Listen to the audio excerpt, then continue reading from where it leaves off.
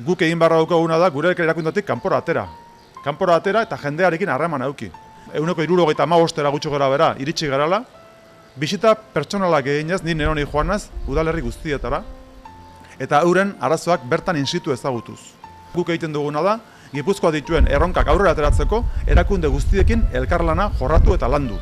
Donostia debe abordar procesos de descentralización administrativa en casos particulares, como por ejemplo en el caso de Altza a través de la creación de un distrito, o en el caso de Igeldo una entidad local menor, o potenciando las facultades que tiene la Junta de Zubieta, también en el resto de los barrios a través de la creación de consejos de barrio que nos permitan estar en contacto directo con lo que es la realidad de cada barrio y que además también tengan la capacidad de prestar servicios a los ciudadanos estando más cerca, de una manera muchísimo más eficaz que de una manera centralizada.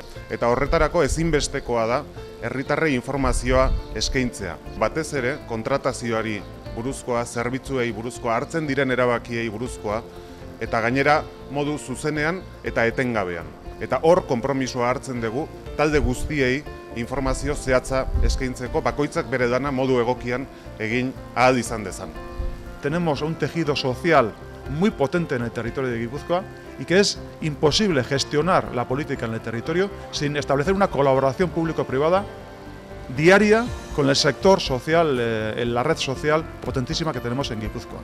No se puede establecer una estrategia adecuada de servicio a la ciudadanía en el ámbito de las políticas sociales sin una colaboración diaria y permanente con el sector de las asociaciones sociales en el territorio de Guipúzcoa. Que tenemos un sector muy potente en ese aspecto y es imprescindible que continuemos también cara al futuro profundizando la colaboración con ese ámbito social tan importante.